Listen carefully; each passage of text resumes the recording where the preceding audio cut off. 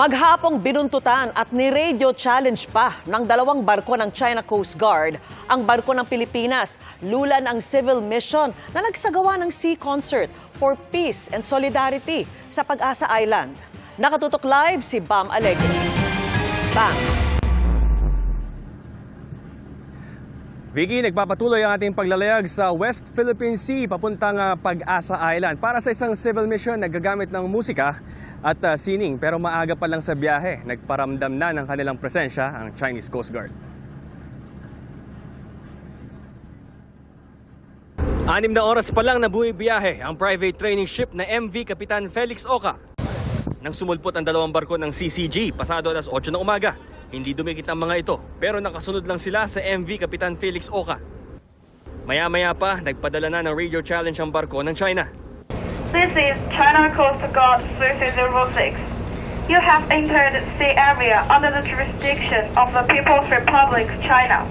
Lula ng barko ang civil mission na atin ito coalition na magsasagawa ng Sea Concert for Peace and Solidarity sa Pag-asa Island. Ito ang radar ng ating barko. Makikita ninyo sa gitna. Yan ang ating training ship at napapalibutan tayo ng dalawang barko ng Philippine Coast Guard, ang BRP Melchora Aquino at BRP Malapascua.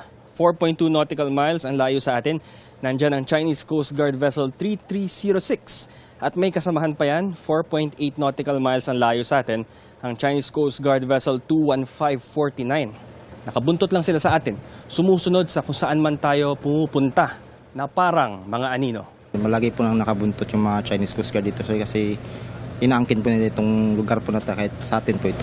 The pattern of aggression of the Chinese Coast Guard and the Maritime Militia happens after a maritime cooperative activity.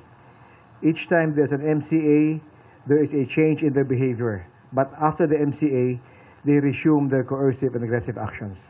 That has been the pattern of aggression by the Chinese Coast Guard and the Maritime Militia. We do not speculate, but we are prepared to respond to any eventuality. Hanggang kaninang alas 3 ng hapon, nakabuntot pa rin ang China Coast Guard ships. Nakabantay naman sa MV Kapitan Felix Oca ang BRP Melchora Aquino at BRP Malapascua ng Philippine Coast Guard. Nasinita ang mga barko ng China kung bakit sila nagpapatrolya sa loob ng Exclusive Economic Zone ng Pilipinas. This is Philippine Coast Guard vessel BRP Melchora Aquino. You are advised that you are currently sailing within the Philippine Exclusive Economic Zone. You do not possess any legal authority to patrol within the Philippine Exclusive Economic Zone. You are directed to cease and desist from conducting illegal maritime patrol. Bago umalis ng El Nido, Palawan kaninang madaling araw, nagsagawa ng send-off concert ang atin ito coalition sa gitna ng karagatan. Ilan sa mga tumugtog, sina Noel Cabangon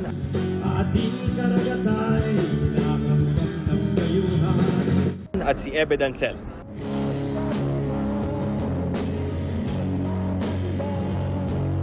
Nagimbita ang civil mission ng mga mangingisda mula El Nido, Palawan para manood ng concert. Mahalaga sa mga mangingisda na may ganitong mga inisyatibo na nakikipaglaban sa mga karapatan ng mga kilos sa Exclusive Economic Zone o EEZ nang walang pangamba o takot. Walang takot sa mga mangingisda para sa amin. Ayan dyan talaga. Dahil binubumba. Meron naman pong mahilo. Kung medyo kaya kung mari lang sana barko, or medyo maging maayos yung pagtukan ng dalawang bansa. Vicky, sa mga oras na ito, magdidilim, nandito pa rin yung Chinese Coast Guard vessel. Merong isa sa ating kanan at meron din sa kaliwa. Dito naman sa barko, yung ating ito coalition ay nagsagawa ng historical discussion tungkol sa West Philippine Sea. At nagkaroon na rin ng cultural music exchange yung mga kinatawan ng iba't ibang bansa na nandito, tulad ng Indonesia at Malaysia.